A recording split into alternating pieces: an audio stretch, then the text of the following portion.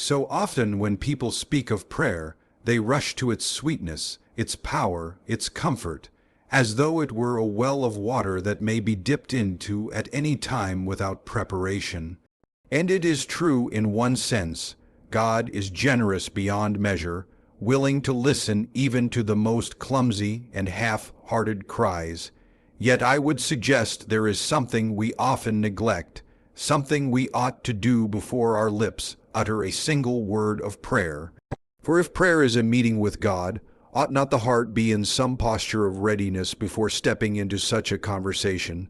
The first thing is honesty. Before you pray, ask yourself, am I being honest with Him, or do I approach with masks? We wear them daily to impress or to protect ourselves from one another, but before God they are useless costumes. To enter prayer with dishonesty is like writing a letter with invisible ink, expecting a reply. One cannot deceive the one who made the heart. So, before you pray, pause long enough to strip away pretenses. Admit to yourself that you are tired if you are tired, angry if you are angry, doubtful if you are doubtful. God will hear these things more gladly than the polished phrases we imagine He prefers. A child may lisp nonsense to his father, and the father delights more in that than in a rehearsed speech. The second thing is humility. You see, many approach prayer as if it were a bargaining table, a place where demands may be laid down and fulfilled upon satisfactory behavior. But prayer is not a business arrangement. It is more like kneeling beside a throne. Yet paradoxically, the throne belongs to one who stoops low enough to wash our feet. So before praying, remind yourself of who you are in comparison to the one you address. Not to shrink into despair, but to gain perspective. If you remembered that you stand before the maker of galaxies, would not your tone soften? Would not your demands dissolve into requests? It is not humiliation, but liberation to be reminded that He is God and we are not. Only then does prayer rise from being a list of wishes to becoming an act of communion. And then there is attention. Have you noticed how easily the mind wanders the moment you bow your head? Suddenly a list of errands appears, or a conversation from yesterday replays itself. This is not surprising. The mind resists silence because silence confronts us with ourselves. But prayer demands presence. To pray while half distracted is like speaking to a friend while scrolling through a telephone. Yes, the words are heard, but the heart is absent. Therefore, before you pray, gather your attention. Push aside the buzzing thoughts, not by force, but by gentle surrender. Perhaps sit quietly, breathe deeply, even whisper, "Be still, my soul." Only when the noise within is hushed will prayer begin to sound like a dialogue rather than a monologue shouted into the void. If these three things, honesty, humility, attention, are sought before prayer, then prayer itself begins to change. It is no longer hurried or mechanical, but living. It ceases to be about producing the right words, and instead becomes about being present with the one who already knows the words before they leave your tongue. Imagine a guest coming to your home. Would you not clear the table, sweep the floor, and make room before they enter? So it is with prayer. Preparing the heart beforehand does not make God more willing to hear, but it makes us more able to listen. And perhaps this is the greatest point of all. Before praying, do not ask whether you have the right vocabulary, but whether you are prepared to listen. For prayer is not a speech delivered to heaven, but a conversation where heaven speaks back. Be completely honest with God. Strip away masks and come as you truly are. Honesty is the first doorway into true prayer, for without it, everything else becomes hollow and fragile. To stand before God with a polished mask is to defeat the very purpose of prayer itself, because prayer is not performance, it is communion, and communion can only grow in the soil of truth. Many people imagine that God is pleased with well-constructed phrases, lofty words, and spiritual vocabulary, But what good is language if the heart behind it is false? To pray with dishonesty is to come like an actor on a stage, reciting lines that impress the audience but never touch the soul. Before praying, you must ask yourself, am I being real with Him? Or am I presenting the version of myself that I think He wants to see? The irony is that God already knows, better than you do, the state of your heart. There is nothing you can hide from Him. The very thoughts you suppress, the emotions you push down, the questions you pretend you do not carry, He already sees them in perfect clarity. To pretend otherwise is like a child trying to cover the sun with his hand.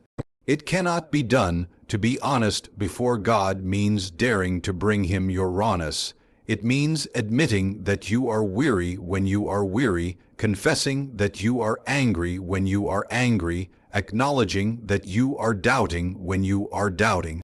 It is astonishing how much energy human beings waste trying to sanitize themselves before prayer, as though God cannot handle the untidiness of the human soul. But the truth is, He welcomes it. He would rather you stumble into His presence with trembling words of frustration than stay away because you fear saying the wrong thing. Think of a child who falls and runs to his parent in tears. The parent does not demand eloquence or composure. The parent simply gathers the child into an embrace. If human love can accept honesty so gladly, how much more the love of God? There is a subtle danger in dishonesty during prayer, because when we pretend, we not only misrepresent ourselves before God, we also begin to deceive ourselves. If you approach prayer only with words of praise while suppressing resentment, those resentments will not disappear. They will grow in the dark, and your prayer life will become shallow and fragmented. Honesty brings the soul into the light, and what is in the light can be healed. It is not a weakness to admit weakness, for in doing so you allow God to enter the very place that most needs His touch. To come to Him with a facade is to keep Him at arm's length, while to come with honesty is to open the door wide for transformation. This kind of honesty requires courage, for it is not easy to speak aloud what you fear or doubt. Many shrink from confessing their deepest struggles to God because they worry it will offend Him. Yet the Psalms themselves are filled with cries of confusion, anger, despair, and longing. Why, O Lord, do you stand far off? Why do you hide yourself in times of trouble? Such words are not polite, yet they are recorded as scripture. This shows us something vital. God does not condemn the honest cry. He treasures it because it is real, because it comes from the heart, and because it acknowledges relationship. Only a person who trusts that God is listening dares to speak to Him so plainly. Another aspect of honesty is confessing motives. Too often, prayers are wrapped in religious phrasing that disguises selfish desires. We might say, "Lord, open this opportunity for your glory," when deep down the heart longs only for recognition. We might pray for strength to do good while secretly craving applause. Before praying, pause and examine your motives with sincerity. You may discover that your desires are mixed, that even your noblest requests have threads of selfishness woven through them. Do not despair at this discovery. Instead, bring it to Him. Say, "Lord, I confess that I want this for myself as much as I claim it for you. Purify my heart." Such honesty is worth more than layers of false piety because it gives God the raw material to work with. Honesty also means admitting ignorance. So many approach prayer as though they already know what must be done, offering God not a petition but a blueprint. Yet, how little we truly understand of our own lives, let alone the grand weave of eternity. Before you pray, admit you do not know everything, Admit you cannot see the whole picture. Admit you might even be asking for the wrong thing. That admission will free you from clinging too tightly to your own agenda and will open you to trust His wisdom. A prayer that begins, "Lord, I do not fully know what is best, but I bring this desire to you," carries a kind of honesty that draws you nearer to His heart than any demand could. It is not only in the great crises of life that honesty is required, but also in the small, ordinary moments. If you feel distracted, say so. If you are bored, confess it. If your mind wanders, bring that wandering to Him. For prayer is not meant to be a performance where you impress God with your devotion. It is a conversation where you share the truth of who you are, even if that truth is that you are struggling to pray at all.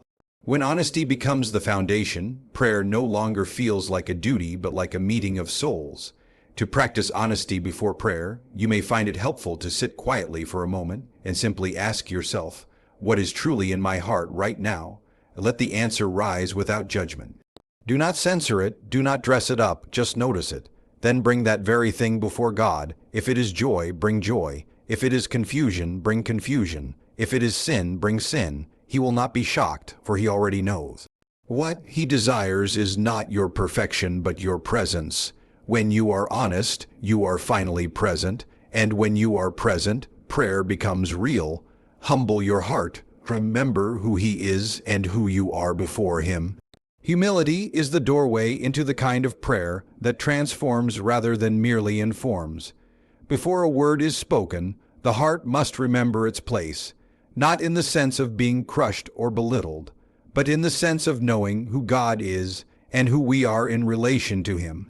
So often prayer falters because it begins with the assumption that God is obligated to listen, that He is some cosmic servant whose task is to arrange the world according to our requests. When humility is missing, prayer becomes bargaining, complaining, or commanding. But humility bends the will into alignment with reality, teaching us that we approach the Creator not as equals, not as negotiators, but as children speaking to a Father whose wisdom and power exceed anything we can fathom. Humility is not groveling. It is not self-hatred. It is a clear-eyed recognition that God is infinite and we are finite, that He is holy and we are flawed, that He sees the span of eternity while we see only fragments of the present moment. To carry this awareness into prayer is to approach with reverence rather than presumption. It is the difference between demanding and asking, between treating prayer like a shopping list and treating it like communion. Before praying, humility reminds us that every breath we take is already a gift, that the very ability to speak His name is an undeserved mercy. This awareness shifts prayer from being centered on what we want to being centered on who He is. To cultivate humility before prayer, it is often helpful to pause and reflect on the vastness of God. Consider the stars, the galaxies, the immeasurable scope of creation, and realize that the one who holds all this together is the same one you are about to address.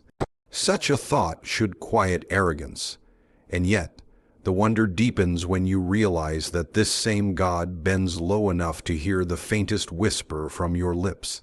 True humility is born not from comparing ourselves to other people, but from comparing ourselves to Him, and then marveling that He still delights to meet us in prayer. When humility is absent, prayer becomes heavy with entitlement. One begins to think, "I have worked hard, I have been faithful, I have done what is right, therefore God must grant me what I ask." But humility dismantles such illusions. It reminds us that no one stands before God on the basis of merit. Everything is grace. Even the ability to call Him Father is grace. So when humility precedes prayer, gratitude naturally follows. Instead of demanding, the soul begins by thanking. Instead of listing grievances, it begins by acknowledging mercies already given. And gratitude, in turn, softens the heart to receive whatever answer he may give, whether it aligns with our desires or not. Humility also reshapes how we view time in prayer. The impatient heart approaches as if God should answer immediately, as though delay is negligence. But humility accepts that God's timing is not ours. It recognizes that His wisdom spans eternity, while ours is bound by the narrow frame of the moment. A humble soul can pray for something deeply desired and yet add with sincerity, "Nevertheless, not my will but yours be done." That phrase is not a ritual, but the essence of humility, entrusting the outcome to one who knows better. Another dimension of humility is listening. Too often prayer becomes a monologue in which we recite words, but never pause to hear a reply. Humility teaches silence.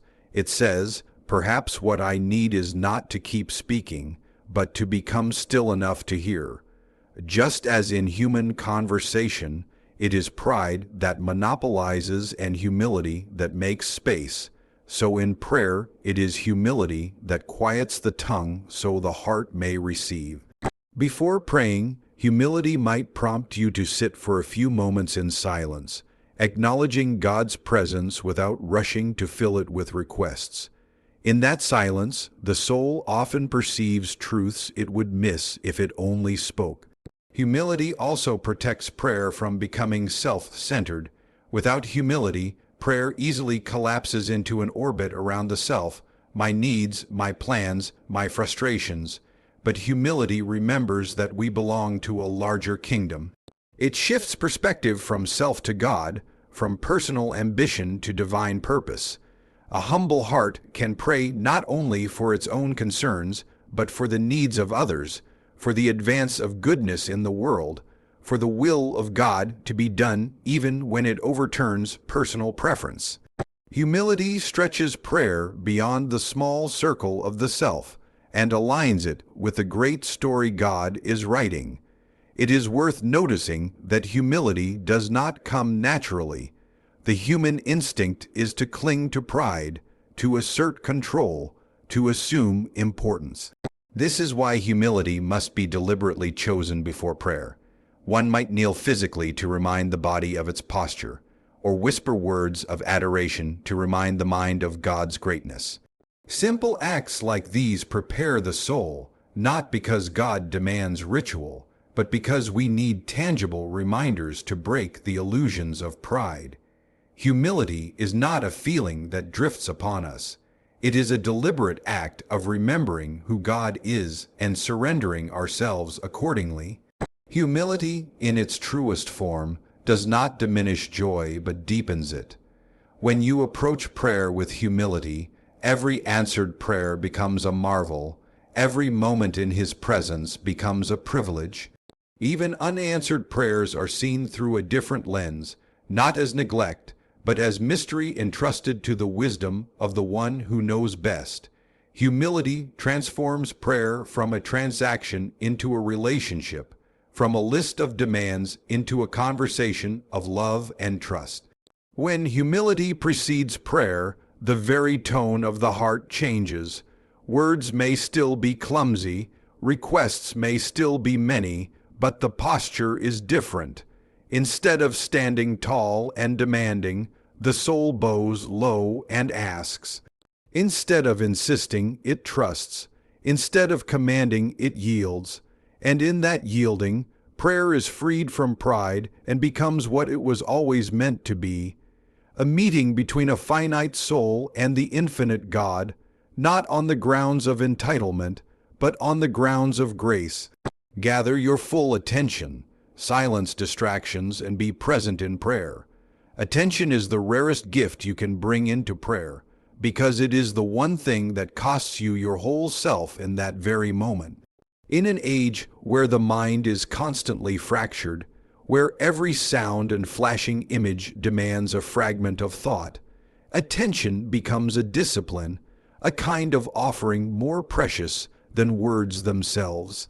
Before you pray, the gathering of your attention is not a luxury, it is a necessity. To attempt prayer without attention is like speaking to a dear friend while your eyes wander over a screen. The body may be present, the lips may move, but the heart is elsewhere. And if prayer is meant to be communion, then communion cannot survive distraction. The human mind is notoriously restless. As soon as one kneels or closes the eyes, a stream of thoughts floods in errands to run, conversations from yesterday, fears about tomorrow. This is not unusual, nor is it a sign that prayer is impossible. It is simply the condition of the human soul. Yet it is precisely why attention must be gathered before beginning. Like a shepherd rounding up scattered sheep, you must call your thoughts back from the fields where they wander.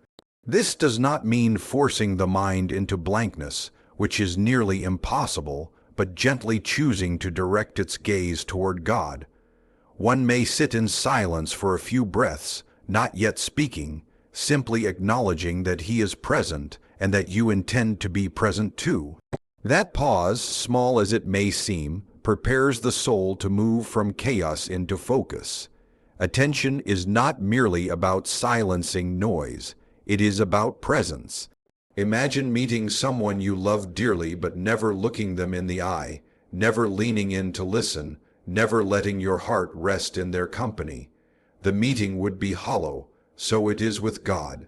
To gather attention is to turn your gaze inward and upward, saying without words, "Here I am listening, I am ready."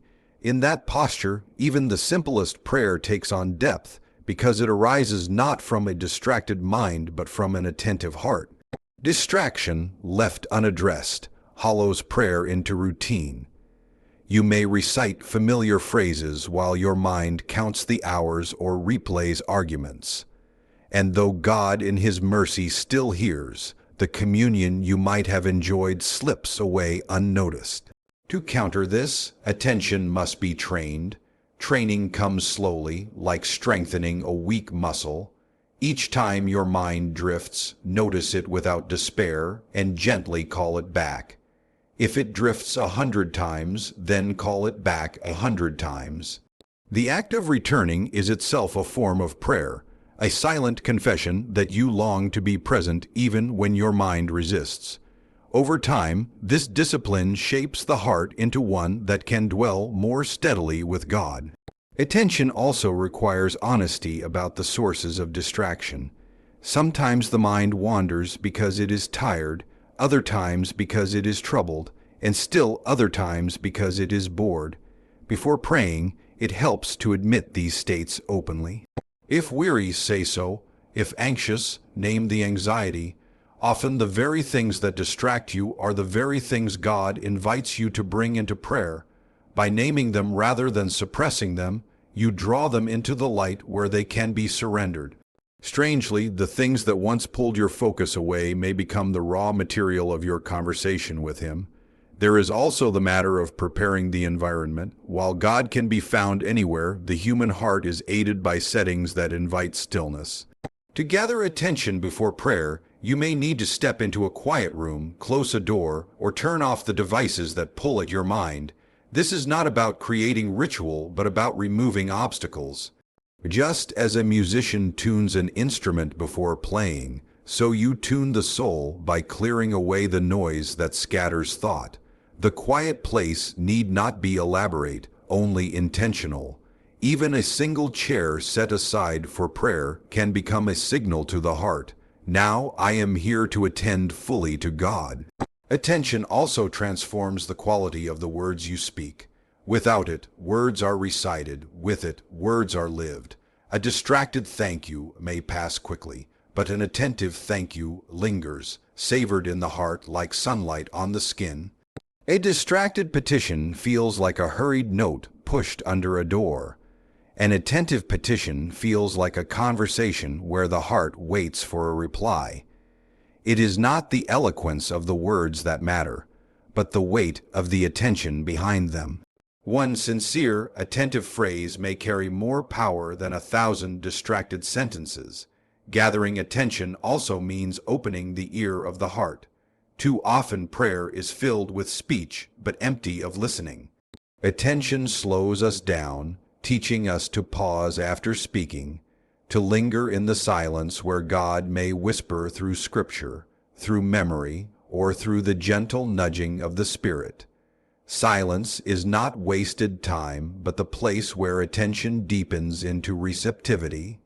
To wait attentively is to say, I value what you may say more than the sound of my own voice.